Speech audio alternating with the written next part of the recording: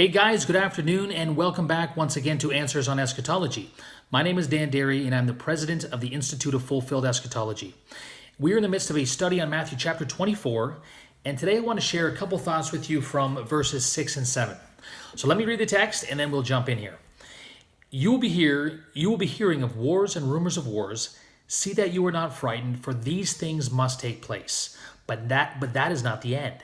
For nation will rise against nation, and kingdom against kingdom, and in various places there will be famines and earthquakes. Now, I want you to remember with me that a couple verses earlier, the disciples asked Jesus some questions in response to his prophecy that Jerusalem would be destroyed. They said, Lord, when will these things take place, and what will be the sign of your coming and the end of the age? In verse 3, Jesus is now beginning to answer their questions. Watch this. He says, you will hear of wars and rumors of wars. See that you are not frightened, but these things must take place, but the end is not yet. See, guys, they asked for a sign. They asked when. He said, you're going to hear of wars and rumors of wars, but that's not the end.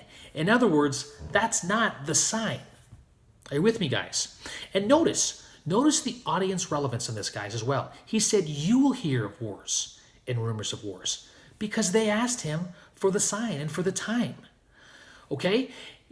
Guys, contrary to what modern day preachers and prophets say today, that wars and rumors of wars are the sign of the end, Jesus said, no, they're not. Guys, don't be frightened by these things. These things are natural occurrence. He says these things must take place. Why? Because men are going to fight. People are going to disagree. There's going to be wars and rumors of wars. But he said, don't be frightened. The end is not yet. In other words, this isn't the sign that you've asked about. Okay, guys? Jesus will give signs, which we will see later in our study. But wars and rumors of wars, pestilence, kingdom against kingdom, famines and earthquakes, these are not the signs that the end is at hand. These signs indicated the end was not yet. Okay?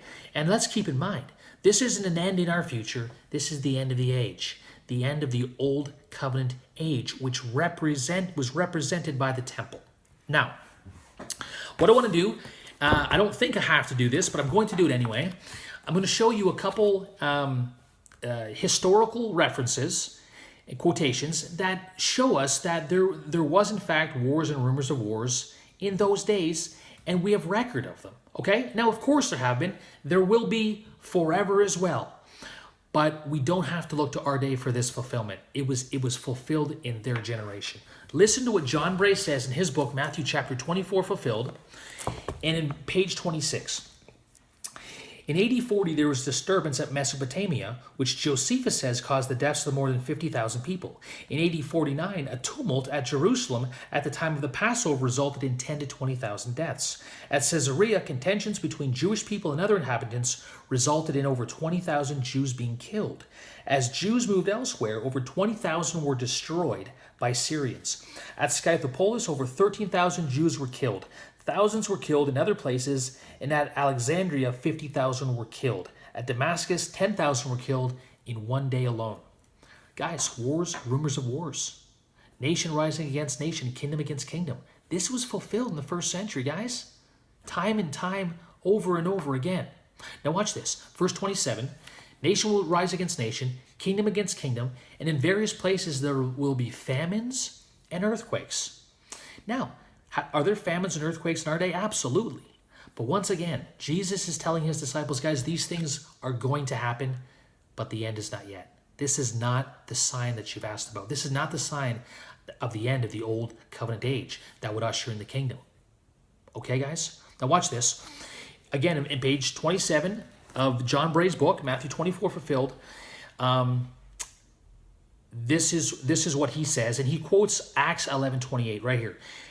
And there stood up one of them named Agabus, and signified by the Spirit that there should be a great dearth throughout the whole world, which came to pass in the days of Claudius Caesar. That's recorded in Acts 11:28.